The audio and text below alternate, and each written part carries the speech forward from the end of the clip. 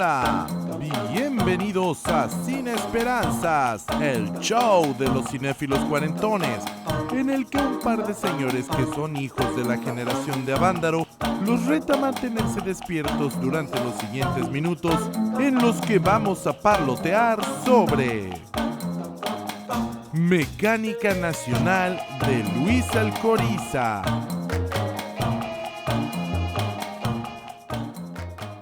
Bienvenidos, estamos aquí reunidos una vez más para celebrar nuestro ritual de amor por el séptimo arte, por el cíclope argentino, por la pantalla de plata. Mi nombre es Paquito Rodríguez y estoy aquí acompañado por mi amigo del alma, Fernando Carrillo Fink, más cinéfilos y más cuarentones que nunca.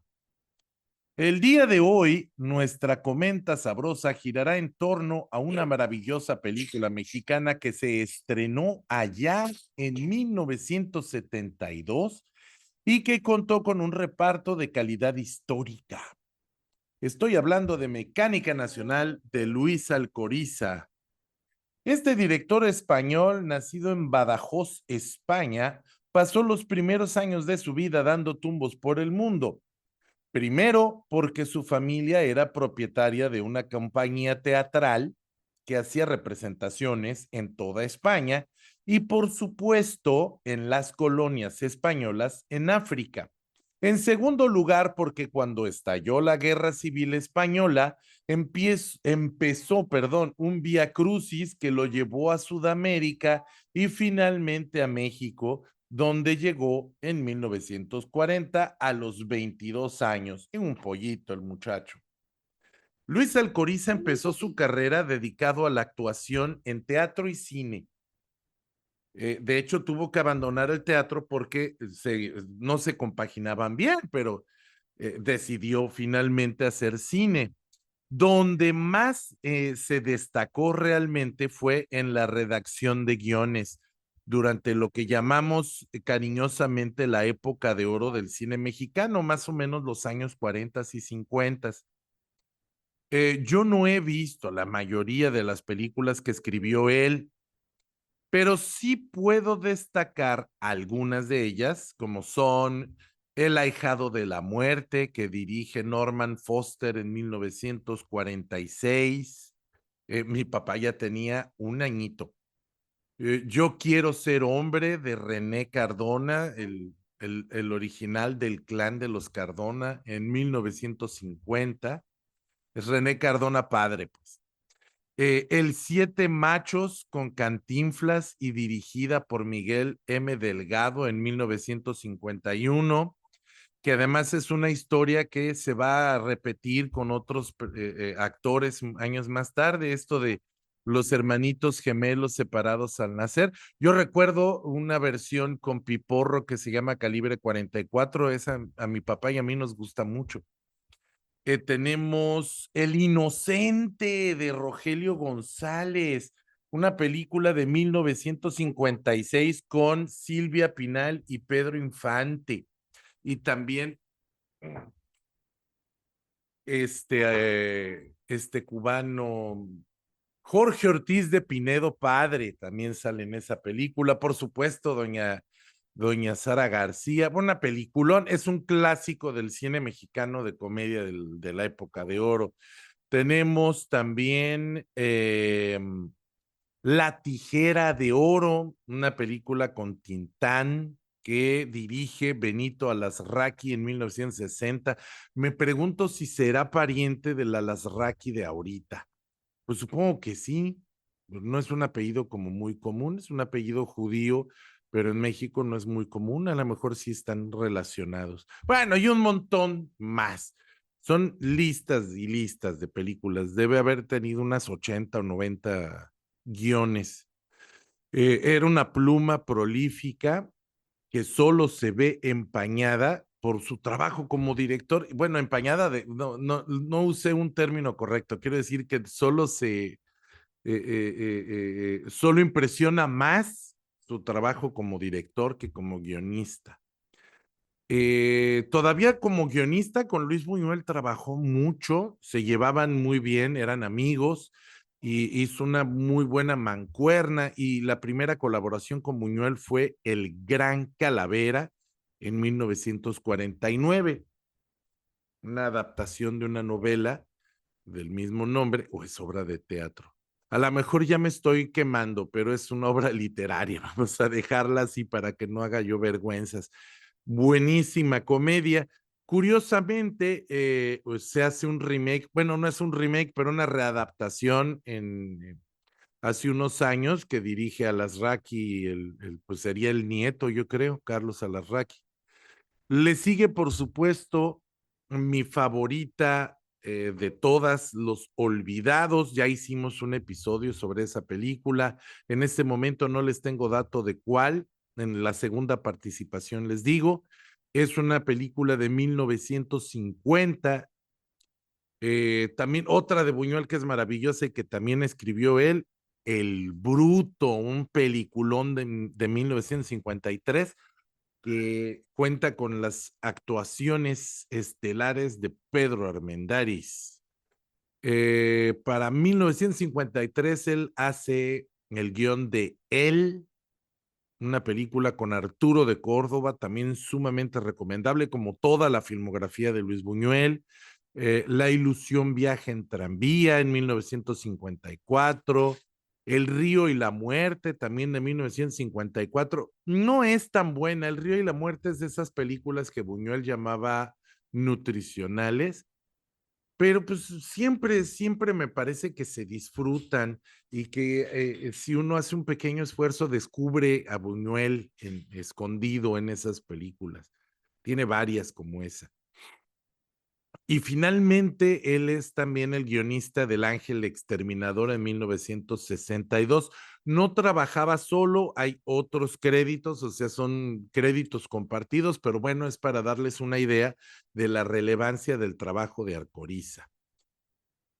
Pues el día de hoy vamos a hablar de mecánica nacional. Ya les di un panorama de quién es Luis Alcoriza. Ojalá más adelante podamos abordar algunas otras de sus películas como director porque son muy buenas. Pero el día de hoy vamos a hablar de la que para mí es la mejor, que es Mecánica Nacional. En esta película confirmamos a un Luis Alcoriza que es un gran observador y crítico de la cultura mexicana, la cultura que lo cobijó hasta su muerte en 1992. Así como en Los Olvidados nos retrata la realidad cruda del lumpen proletariado de la Ciudad de México a mitad del siglo XX y de la vida de los niños de la calle, en Mecánica Nacional dibujó un retrato poco halagüeño de todas las idiosincrasias del mexicano capitalino, del chilango, vaya, de ese grupo social del que él mismo había llegado a ser parte y del que habla con la autoridad de fuente primaria, de primera mano. Igual que en Los Olvidados, Buñuel, Alcoriza y otros más, Pedro de Urdimalas, se fueron a vivir un año a un barrio bajo, a una zona pobre en la Ciudad de México para estudiarla. Pues lo mismo, Mecánica Nacional se basa de la experiencia personal, pero de la experiencia personal de su vida cotidiana en la Ciudad de México. Pues bien, el reparto que yo mencioné al principio de la película, del episodio, es histórico. Tenemos en el papel principal a Manolo Fábregas, destacado en teatro, destacado en cine, uno de los grandes actores del cine del México, perdón, uno de los grandes actores mexicanos del siglo XX, quise decir, que además no estoy muy seguro, este dato no lo pude confirmar, pero creo que él fue el que trajo a México el violinista en el tejado, en español, por supuesto. Tenemos a Lucha Villa, que es actriz y cantante de no menos talento. Tenemos pues Lucha Villa sale en una película de la que ya hablamos, que se llama Ánimas Trujano. Ya hemos hablado de ella antes, era una gran actriz y una gran cantante de música popular. Tenemos, pues un joven Héctor Suárez, que desde 1965 había estado haciendo películas, muchos cines, sobre todo personajes cómicos, y cuya característica principal es ser el personaje explosivo, neurótico, más parece un retrato de la vida real, se interpreta a sí mismo, y acabaría volviéndose un rasgo identificador en más de 40 años de carrera. Tenemos también a doña Sara García, la abuelita de México, que en esta ocasión está representando su verdadera edad. Por primera vez se le permite soltar una que otra leperada. Me cuentan que le dio mucho placer hacerlo, que le dio placer que por primera vez la iban a dejar decir groserías en una película. Tenemos a el grande Pancho Córdoba, comediante que también tenía una exitosa carrera como guionista. A mí me han contado, yo tampoco he podido confirmar este dato, se los dejo al costo, pero dicen que él fue la inspiración de Héctor Suárez, no digo del hermano de Alejandro Suárez, para su personaje del Simpatías, ese que se ríe, levantándose los lentes con el dedo, unos lentes que de fondo de botella que caracterizaban a don Pancho Córdoba y que tenía fama de reírse de sus propios chistes. No tengo confirmado este dato, pero es un rumor de voces que me gusta comentar, que me gusta contar. Tenemos también a Alejandro Changuerotti, como no, Alejandro Changuerotti trabajando como un jovencito, Alma Muriel, Fernando Casanova, Gloria Marín, Luis Manuel Pelayo, y por ahí se cuela en un papelito chiquitito, en un cameo, con una que otra, nomás tiene como dos líneas de guión, don Paco Ignacio Taibo, el Paco Ignacio Taibo uno, el viejo, el líder del clan. También sale César Bono, muy joven, César Bono, Maribel Fernández, décadas antes, bueno, no décadas, años antes de hacer su papel que la hizo famosa, la pelangocha. Y pues una bocha más de actores de cuadro que complementan una sinfonía coral. Y yo creo que esa es la palabra que mejor describe a Mecánica Nacional. Es una sinfonía coral con un montón de instrumentos. No es una película que inicia, se desarrolla y termina y ya. Es una película que tiene momentos por todos lados. Es como un estampado de conflictos y que más bien sirve como una especie de documental, un documental de la idiosincrasia del chilango. Pues la película trata sobre una familia que va a acampar a Vándaro para ver el final de una carrera de autos. Avándaro es este lugar que se hizo célebre porque ahí se ocurrió el gran concierto de música rock que muchos llaman el Woodstock mexicano, y pues es un lugar ya de cierta notoriedad y bueno, pues la gente va a ir a ver el final de una gran carrera de autos que me parece empieza en Acapulco, y pues son todas las aventuras y desventuras, anécdotas que acontecerán a esta familia de clase media de la Ciudad de México y que podría ser cualquiera de nosotros. Pues es la ciudad más poblada del mundo y hay infinitas historias como esta. Yo identifico varias temáticas que podríamos decir son la tónica de este desastre controlado. Es un desastre controlado, es un caos, pero es un caos orquestado. La sexualidad y la doble moral de la clase media. Una de las subtramas de la película gira en torno a dos parejas, Eufemio y Chabela, es decir, Manolo Fábregas y Lucha Villa, y sus compadres, el güero y su mujer, que son Nacho Contla y no me acuerdo ahorita quién hace de la mujer. Los hombres están enfatuados por Laila, interpretada por Fabiola Falcón, una voluptuosa amante de Gregorio, que es un militar cuya escapada de fin de semana con el segundo frente se ve frustrada al quedar atrapado en el tráfico indefinidamente. Entiéndase por indefinidamente todo el día y toda la noche. Ellos harán, me refiero a Eufemio y el Güero, todo lo posible por tener una oportunidad con la chica a la que llaman el cuerpo. Al mismo tiempo, medio ofendidas y también medio envalentonadas por el alcohol, Chabela y la comadre se ligan a unos norteños que además de guapos y varoniles, las tratan con galanura. Ahí está mezclado un poquito la venganza, pero también la calentura. Y mientras todo eso pasa, toda esta subtrama, por otro lado, en otro episodio, Charito, que es interpretada por Alma Muriel, y Lalo, que es Alejandro Changuerotti, son hijos de ambas parejas. Es más, el Lalo es ahijado de don Eufemio, y pues avanzan lentamente por un faje que se va calentando hasta que culmina en un revolcón al aire libre que se ve interrumpido por Eufemio cuando se tropieza con ellos porque está tratando de escaparse de ahí del relajo que se armó. Es una cosa interesantísima donde los personajes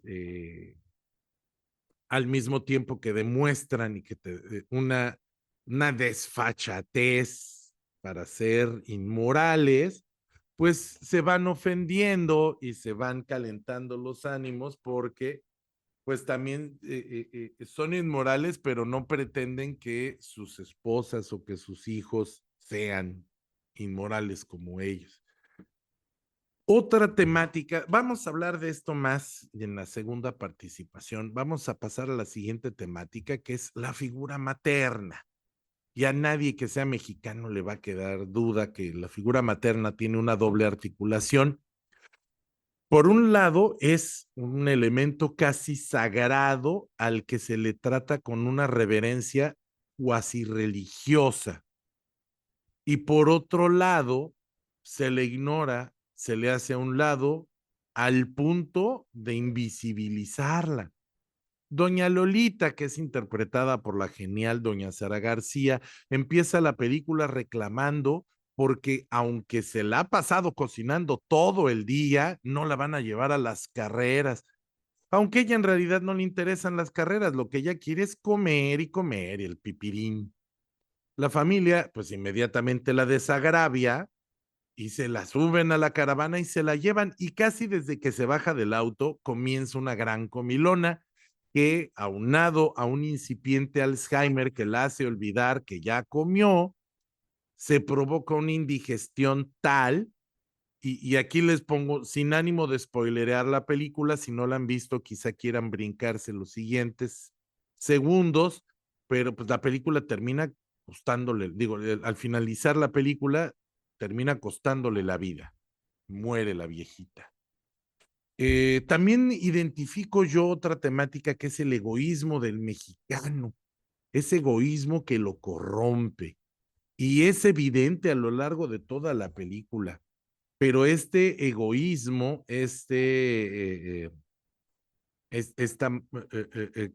tendencia que tiene el mexicano a pasar por encima de los demás, esa famosa fábula de los cangrejitos mexicanos, pues se eleva al grado de filosofía porque hay un encarnizado debate de borrachos en el que el güero termina elaborando una graciosa pero precisa tesis de por qué la corrupción es buena y hasta necesaria para la vida cotidiana.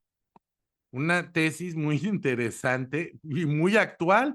Han pasado cuántos años, 50 años desde que, 51 años desde que se estrenó esta película y sigue siendo actual en el tema de la corrupción. En contraste con ese egoísmo, podemos ver también el que es quizá el único rasgo redentor que tenemos los mexicanos, que tenemos este grupo ridículo de personas que vivimos en esta zona que arbitrariamente llamamos México, este microcosmos de nuestro México querido, la solidaridad, aún siendo egoístas. Este mismo grupo que emborracha a un hombre con el fin de apartarlo para llevarle, para quitarle la mujer, ese mismo grupo que se organiza para bloquear la entrada y que nadie más entre a verla al final de las carreras, ese mismo grupo tan corrupto es solidario, infinitamente solidario en un momento de crisis. Y me parece que es eh, eh, muy precisa, quirúrgica, la manera en la que el director, aún siendo un director de origen extranjero, pero que lleva ya toda una vida en México, logra retratar las idiosincrasias de los mexicanos. Pues esto es, para comenzar, me parece que está bien. Yo quisiera saber qué opina Fernando sobre Mecánica Nacional, quien por cierto la vio por instancias mías, yo lo empujé a verla y tengo mucho interés en saber cuál es su opinión al respecto. ¿Cómo la viviste, Fernando? Hola Paquito, hola amigos que nos escuchan. En efecto, yo esta película la vi esta semana. Fue un evento especial para mí, dado que estaba yo viendo la película justamente como preparación para hablar sobre ella en este podcast.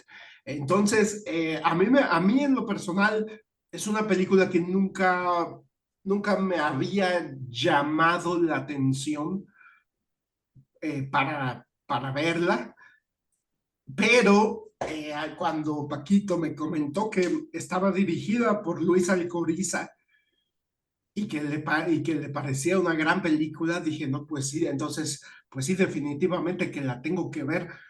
Y debo decir que no es de extrañarse que uno de los guionistas de Los Olvidados haya dirigido y escrito Mecánica Nacional. Porque creo yo que son dos películas que se conectan de manera muy clara. Eh, a mí en lo personal me gustó mucho el manejo estilístico que hace Luis Alcoriza en todos los sentidos. Desde el diseño de producción, la manera en la que escogió las locaciones, la manera en que están elegidos los automóviles, el vestuario, el casting, que tiene un reparto histórico que ya nos compartió Paquito. Visualmente creo yo que la película acierta en todo. Y por supuesto el uso de la cámara, por supuesto, la manera en la que retrata todo este caos controlado que nos menciona Paquito, es, sí, en efecto, como casi estilo documental. Es una época en la que ya la cinematografía mundial, ya a lo largo del planeta, ya se permitía filmar películas con muchas tomas filmadas con cámara en mano. Y esto, por supuesto, que nos remite, por ejemplo, a la nueva ola francesa y a Jean-Luc Godard, pero creo que es algo que ya comenzó en diferentes partes del mundo, incluido Estados Unidos. Entonces, me gusta mucho cómo utiliza el estilo visual desde el diseño de producción hasta la cámara, la manera en la que filma y la manera en la que edita la película, que me parece que logra recrear un México de una manera muy realista y al mismo tiempo onírica. Y eso me parece clave para la apreciación de esta película, además de todos los otros elementos que nos menciona Paquito, que son fundamentales y que también son clave para apreciar esta película. La manera en la que retrata las contradicciones del mexicano, la manera en la que retrata incluso muchas de nuestras hipocresías, pero también la manera en la que retrata muchas de nuestras paradojas, que yo no las llamaría precisamente hipocresías, porque hay hipocresías como la más obvia, la más clara y la más directa que nos muestra la película, y la más machista, que es, por supuesto, andar de calenturiento atrás de una muchacha, estando casado, pero indignarse cuando tu propia esposa te pone el cuerno. Esa es, digamos, la hipocresía más grande, más obvia, más atroz. Sin embargo, por otro lado, hay incongruencias o, digamos, paradojas más bien del mexicano que no son hipocresías, que son genuinas, o sea, como lo que también nos menciona Paquito, somos egoístas, llegamos al grado de tapar, lo que decía Paquito, tapar la entrada para que ellos fueran los únicos que presenciaran el final de la carrera ahí en Avándaro, pero al final la manera en la que se unen, la manera en la que muestran complicidad y generosidad y solidaridad, esa es genuina, esa no es hipócrita. Entonces ahí hay una gran paradoja del mexicano entre el egoísmo y la solidaridad. Y ambas son reales, ambas son reales. Entonces, me gusta mucho cómo Luis Alcoriza nos va metiendo poco a poco como espectadores, nos va introduciendo hacia la pantalla. A mí me parece que logra una excelente manera de crear una atmósfera envolvente, una atmósfera en la que el público de repente ya se siente parte de la narrativa, en la que yo, por lo menos yo como espectador, llega a un punto en que ya me siento adentro con ellos, o más bien ahí afuera con ellos, en ese lugar donde decidieron acampar en Avándaro esa noche. Para mí está muy bien lograda la atmósfera envolvente, la manera en la que yo me siento ya parte de la fiesta, hasta, hasta siento yo que logra embriagar al espectador, marearlo un poquito, hacerlo sentir como que también está borracho como los personajes de la película. Y por supuesto, creo que definitivamente es digno de mencionarse que la película es coral, es decir, no tiene un protagonista, sino que es una serie de viñetas que nos van mostrando las actitudes y las acciones que van llevando este grupo de personajes chilangos que van que se lanzan a esta aventura.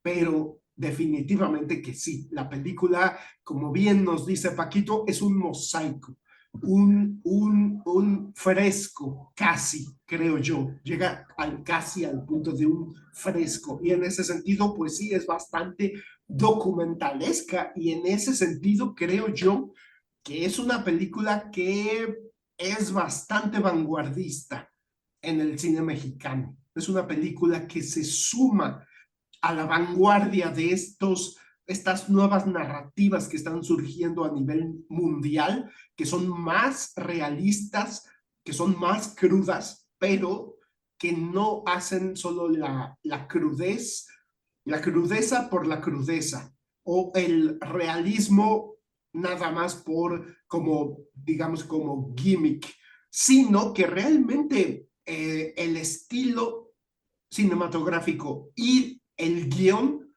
van perfectamente unidos para transmitirnos esta sensación de estar viendo algo real. Y en ese sentido, más tarde, en mi segunda participación, voy a mencionar una película mexicana mucho más reciente que me viene a la mente ahorita que estoy platicando sobre esto de mecánica nacional.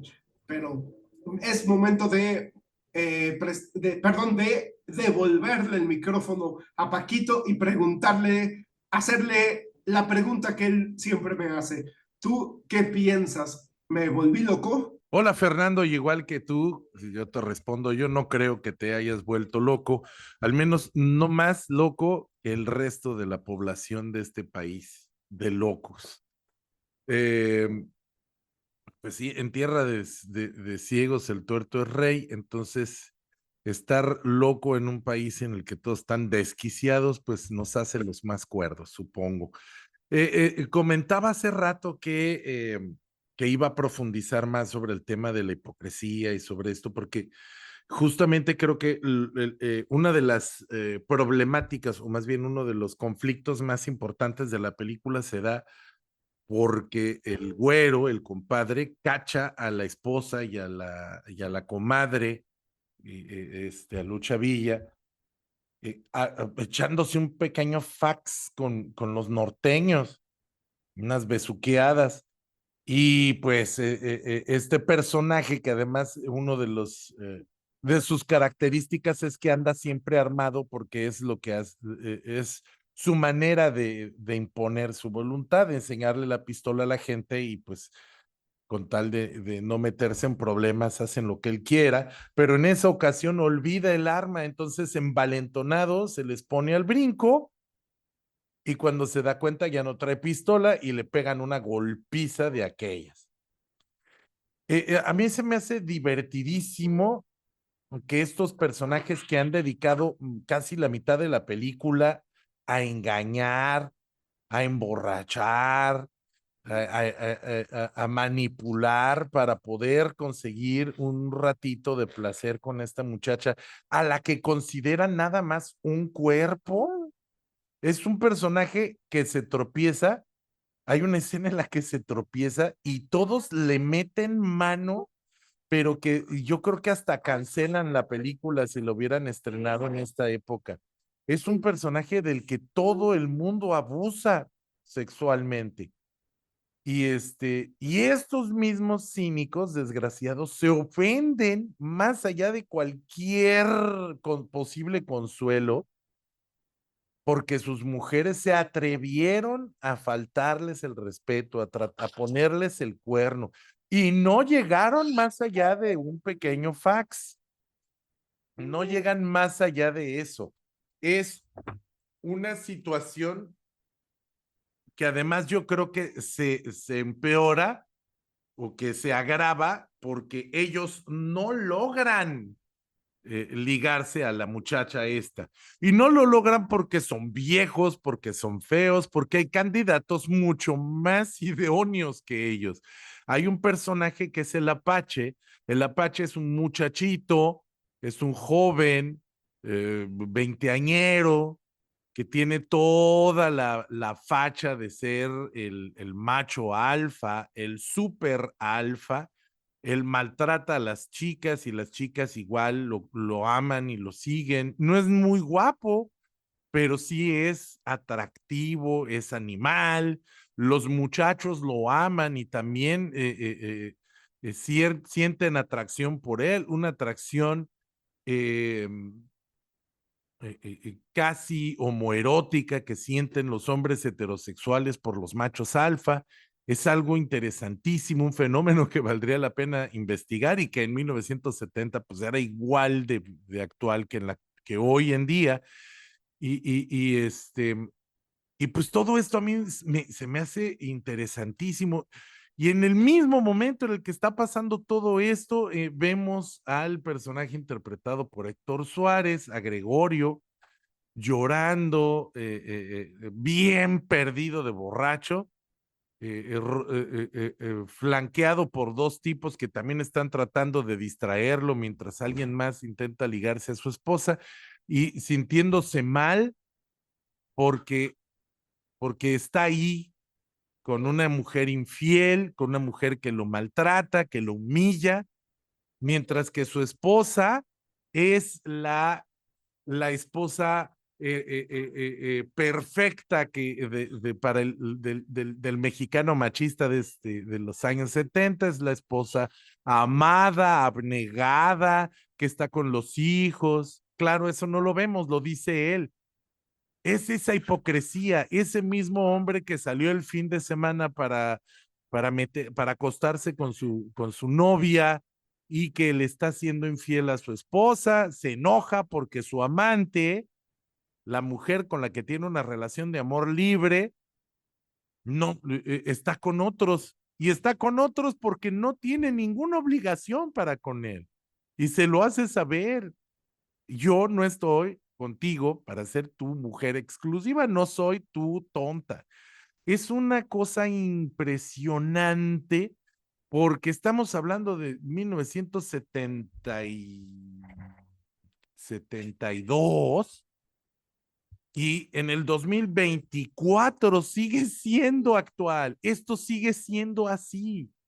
También es impresionante cómo esta pareja de inmorales, vamos a llamarlos así, esta pareja de inmorales, Manolo Fábregas, Lucha Villa, este, la reacción que tienen cuando descubren que su hija ya no es virgen y que se acostó con el hijo del compadre, cosa que pues es sumamente irrelevante, pero para estos dos espantados es una deshonra. Y se van a tener que casar, quieran o no quieran, para limpiar el honor de la familia. Y es esta niña que está estudiando una carrera, que está pensando en un futuro, que está pensando en ser una mujer profesionista, que no esté ligada al matrimonio, es una mujer moderna, feminista, y el otro es un baquetón que no quiere estudiar porque para él la vida es la diversión, es la fiesta, es el amor libre, el amor hippie. Y estos dos soquetes van a ser obligados a casarse y a formar una familia y 40 años después vamos a ver la misma historia con los nietos y así por siempre como el mito de Sísifo. Es esta clase social empujando la piedra para arriba para regresar al mismo lugar donde empezaron y al mismo tiempo bien ofendidos y todo, pero la otra hija, la hija menor de edad, una chamaquita, no se dice su edad, pero parece de unos 15, 16 años, pues ella también está viviendo la vida loca y echándose sus agresivos fax, pero ella tiene la suerte de darse cuenta a tiempo de lo que está pasando y va y se oculta y finge demencia y finge que no sabe qué está pasando, porque pues así son las relaciones familiares cuando se basan en valores hipócritas. Mencionábamos que también el único factor redentor de esta sociedad de locos es la solidaridad y no ese eslogan salinista de los 90, del 89, es solidaridad de verdad, porque ese mismo macho alfa que golpea mujeres y que se las da de cazador de braguetas, ese mismo hombre que parece ser un egoísta, un motero borracho y lujurioso, se ofrece a llevarse a la viejita que está enfermita al hospital porque no puede salir, porque el tráfico no permite que los vehículos se muevan, no puede hacerlo por obvias razones, pero agarra a su grupo de moteros y se escapan por el monte y le promete traerle, pase lo que pase, a un médico. Y ese mismo personaje que empujó a una chica de su moto porque valora más la moto que a la mujer, ese mismo personaje que está a punto de agarrarse a cuchilladas con el militar porque se enfurece de ver que le está poniendo el cuerno su esposa, su amante con él. No, este mismo personaje le cumple, trae al médico y se lo trae a las carreras. Y se lo digo hasta Vándaro.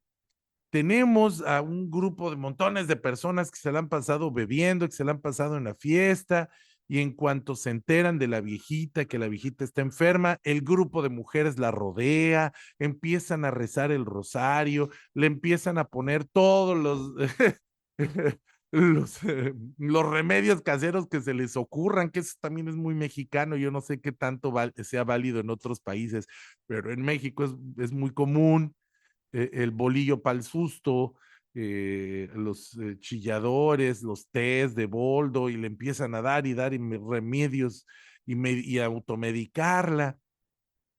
Y al mismo tiempo vemos también todo el mundo tratando de resolver, tratando de ayudar. Cuando la viejecita finalmente muere, porque el doctor llega, pero cuando llega ya es demasiado tarde.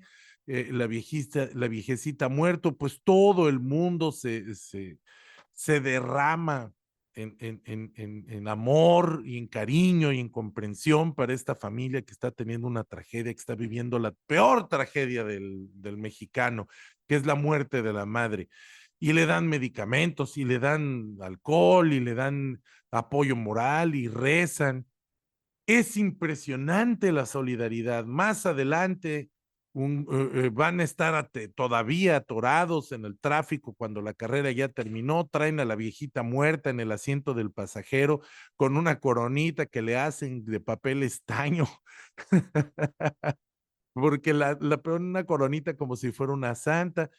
Y en ese desorden hay un pequeño incidente de tráfico, y cuando van a mentarle la madre a don Manolo Fábregas, él dice la que para mí es la mejor frase de la película: no me la miente, que la traigo de cuerpo presente. Es buenísima esa oración, ver a este hombre patético, corneado, no logró, no se le hizo con la muchacha, la mujer, la esposa le puso el cuerno, la hija se fue con el novio, se le murió la mamá, y entonces la solidaridad de todos los mexicanos, el caos se detiene, se guarda un minuto de silencio y lo siguen en procesión. Hasta los policías le van abriendo el paso al automóvil. Es una cosa de locos. Es el México surrealista que enamoró a don Luis Buñuel y que lo hizo decir que México era instintivamente surrealista. Si no lo dijo él, lo dijo André Breton, cualquiera de los dos lo dijo. Es una cosa de locos, Mecánica Nacional. En esta secuencia final, originalmente tenían planeado poner el himno mexicano. Hay una toma de lejos en un helicóptero de todo este paisaje, de esta marcha fúnebre, que parece un desfile como de Pedro Infante, como de una gran celebridad, y se iba a escuchar el himno nacional mexicano, pero es ilegal. La ley contempla que el uso de los signos patrios debe ser siempre dentro de un formato muy protocolar, muy estricto, y tuvieron que reemplazarla por algo bastante cercano, bastante similar, que es el son de la negra. Yo creo que solamente si hubieran puesto Cielito Lindo hubiera sido un poco más obvio, un poco más cliché, pero yo creo que no pega igual Cielito Lindo. Entonces sí, definitivamente eligió la mejor canción que podía elegir, el son de la negra. Esta película es una de mis favoritas. Le agradezco a mi padre habérmela presentado, a mi señor papito, que es nuestro gran fan, que nos escucha en este podcast, y al que le envío un caluroso abrazo y un beso, porque él es el que me dio mi educación emocional y mi educación cinematográfica. Espero convencer a Fernando de que veamos otras películas de Alcoriza. Yo tengo la tarea de ver Terror y Encajes Negros, se llama. Bueno, ahorita Fernando me corrige y yo le voy a proponer otras. Tengo muchas que les puedo recomendar a ustedes si tienen interés. Sobre todo hay una que se llama Las fuerzas vivas, ¿eh? A ver si podemos hablar de esa película también. Yo le devuelvo el micrófono a Fernando para su segunda participación. Muchas gracias por escucharme. Muchas gracias, Paquito.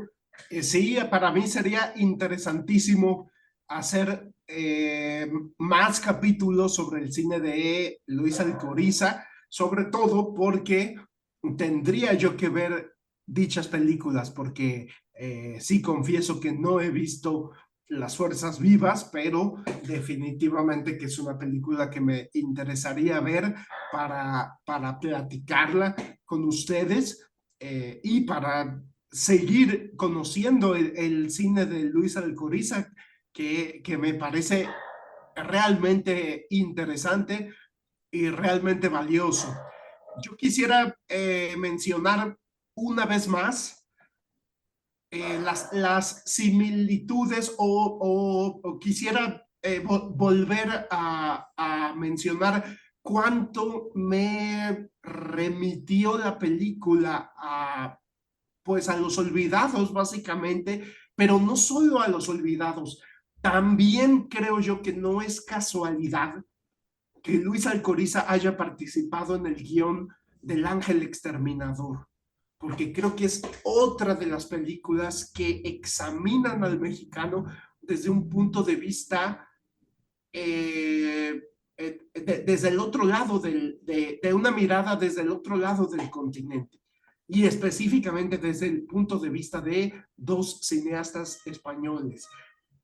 Y creo yo que tanto Los Olvidados como El Ángel Exterminador analizan también mucho de las diferentes idiosincrasias surrealistas justamente de los mexicanos. Y son dos películas, Los Olvidados y El Ángel Exterminador, que por supuesto que tratan sobre estratos sociales completamente diferentes, ¿no? Y Mecánica Nacional también. Tampoco es exactamente ni el contexto social de Los Olvidados ni el de El Ángel Exterminador. Entonces creo que Luis Alcoriza es una voz verdaderamente interesante y tiene una mirada increíblemente incisiva, al igual que Buñuel, sobre el mexicano, sobre las diferentes, ahora sí que las diferentes mecánicas nacionales que se dan en nuestro país. Y en ese sentido creo yo que para mí es un gran descubrimiento esta película y es un gran descubrimiento saber que Luis Alcoriza tiene todavía mucho que puedo yo conocer y explorar de su cine que hizo aquí en México.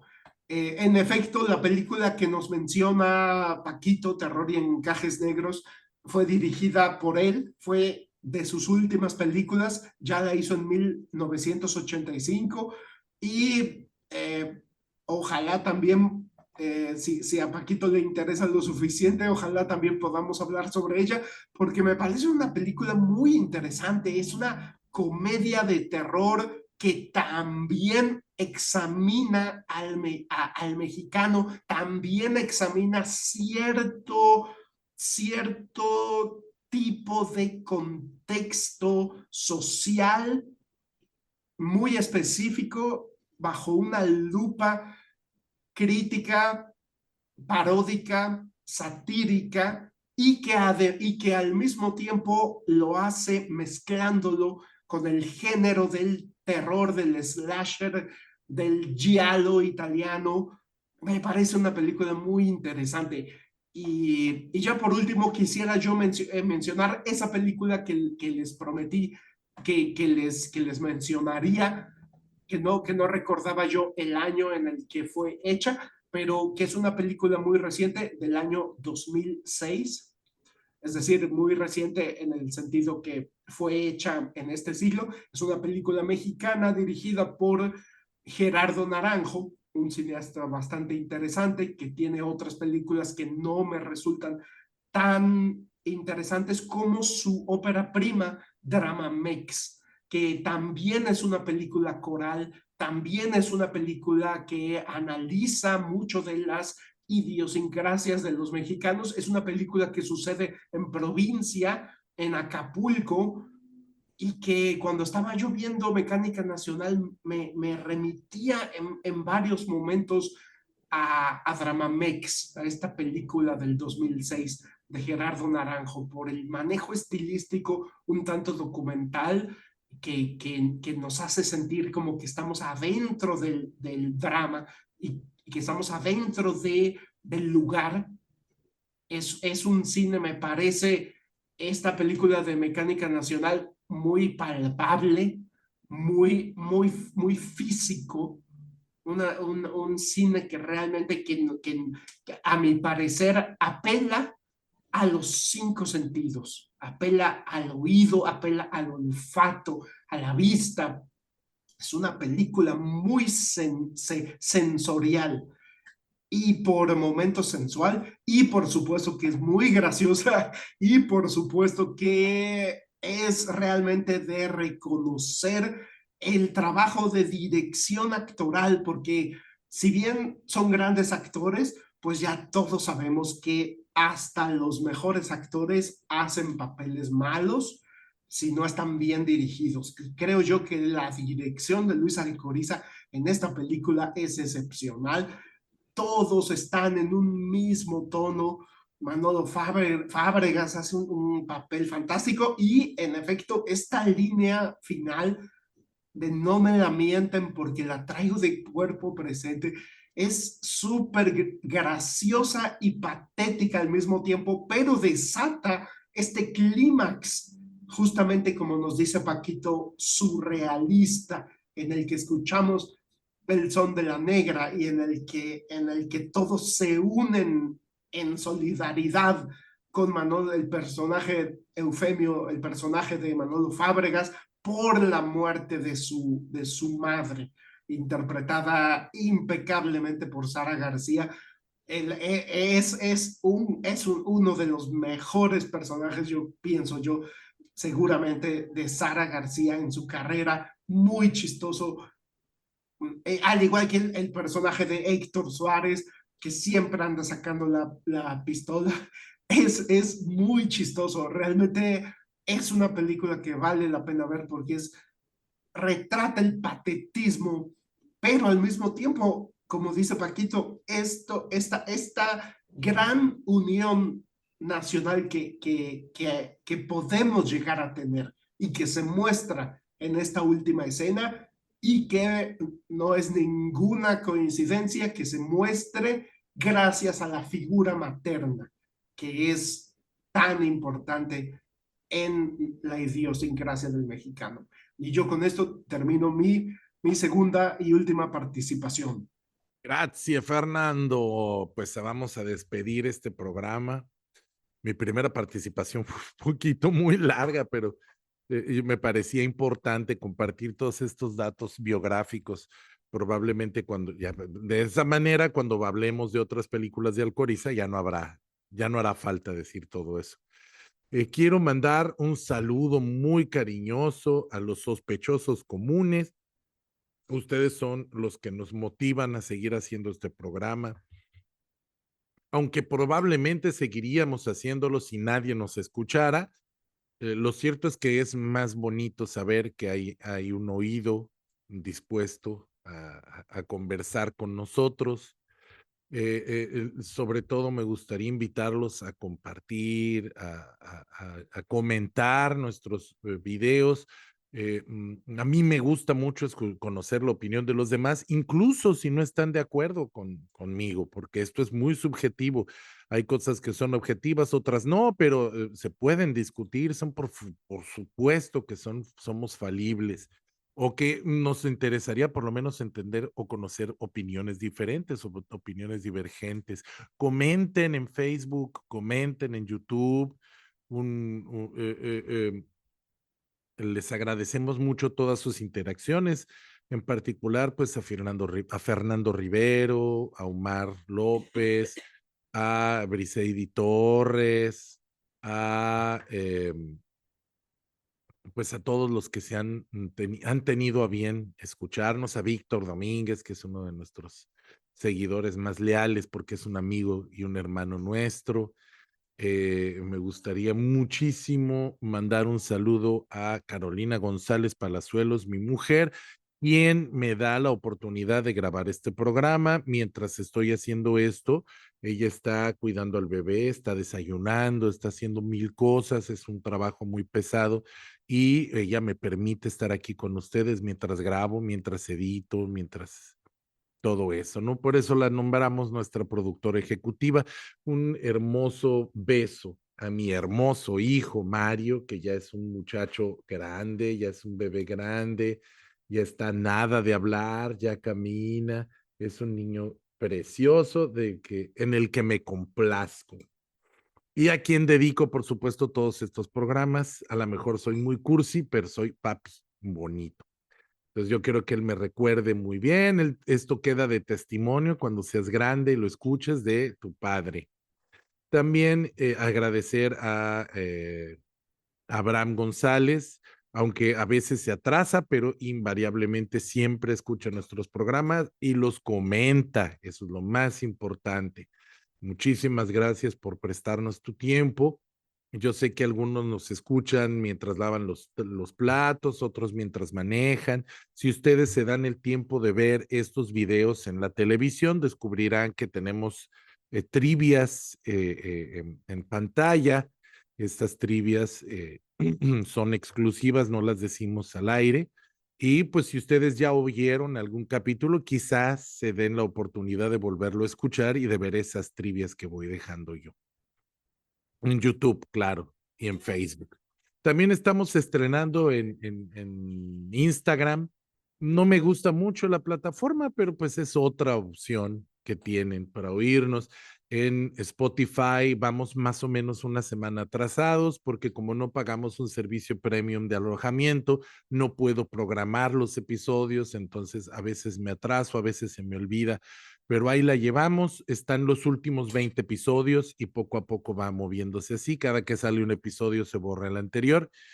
Y bueno, pues muchísimas gracias por toda su atención, nos vamos a ver a la próxima. No dejen de escuchar también nuestra saga de James Bond, ya llevamos como 12 o 14 películas, no estoy muy seguro, pero está bastante avanzadito. Y yo me despido con mi cliché. Hasta la próxima.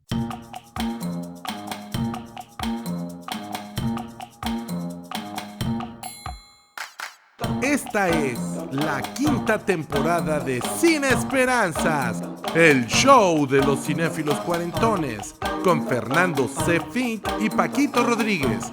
Puedes escucharnos en nuestra página de Facebook, nuestro canal de YouTube, en Spotify y ahora también en Instagram. ¡Hasta la próxima!